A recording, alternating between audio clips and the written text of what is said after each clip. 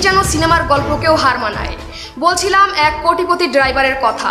তার আছে অডেল অডেল সম্পত্তি, ঢাকায় আছে 7-8টা বাড়ি, তার মুখ ভর্তি দাড়ি, তার ছেলে চালায় বিলাসবহুল গাড়ি। সাংবাদিকদের মাধ্যমে বেরিয়ে এলো চাঞ্চল্যকর ঘটনা, চলুন দেখে আসি। আর সুপ্রিয় দর্শক মণ্ডলী, না এটি কোনো রূপকথার গল্প নয়, এটি আসলে একটি সত্য ঘটনা। আজ আপনাদের সামনে এমন একটি মানুষের সম্পর্কে বলতে চলেছি যার ঘটনাটা শুনলে আপনারা সবাই বিব্রত হয়ে পড়বেন, অবাক হয়ে যাবেন। হ্যাঁ, জবেদ আলী। এই জবেদ আলী কে? তিনি একজন ড্রাইভার। তিনি একটা ড্রাইভার হওয়া সত্ত্বেও আজ তিনি কোটি কোটি টাকার মালিক। তার দামি দামি গাড়ি, অসংখ্য বাড়ি। তিনি মূলত কি করতেন? প্রশ্ন ফাঁস করতেন।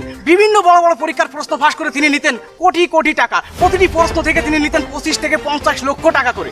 এই টাকাগুলো তিনি অসৎ পথে ইনকাম করেছেন। আর এই টাকা যখন তিনি বিভিন্ন জায়গায় দান সৎকার করে বেড়াচ্ছেন, তখন আপনারা তার অনুসারী হয়ে যাচ্ছেন, তার মুরিদ হয়ে যাচ্ছেন। আপনারা কি একবার ভেবে দেখেছেন তার আখলাক চরিত্র সম্পর্কে, এই টাকার উৎস সম্পর্কে? আপনারা কোনো কিছু না জেনেই ধর্মীয় লেবাসে আপনাদের সামনে যে উপস্থিত হয়, আপনার তার অনুসারী হয়ে যান। হঠাৎ করেই যদি একটি মানুষ ধর্মগুরু হয়ে যায়, টাকা পয়সা দান সৎকার শুরু করে, তাহলে তার ভক্ত হয়ে যাবেন না। আগে খুঁজে দেখবেন তার আখলাক কি, চরিত্র কি, তার উদ্দেশ্যটা কি, এবং কোথা থেকে এই টাকা আসে, তার টাকার উৎসটা কি। ধর্মীয় লেবাসে এই ধরনের প্রতারকদের কাছ থেকে আপনারা সাবধান থাকুন, নিরাপদ থাকুন, সুস্থ থাকুন। সেমাই টিভি, জিএম আব্দুল্লাহ, খুলনা। ভাই, লোকটারে দেখলাম ফেসবুকে নামাজ কালাম পড়তো, তা এখন তো শুনলাম সে নাই প্রশ্ন পাস করিছে। এ বেড়া কোনটা ভালো মানুষ আর কোনটা খারাপ মানুষ দেখে বোঝার উপায় নাই। ঠিক কইছি।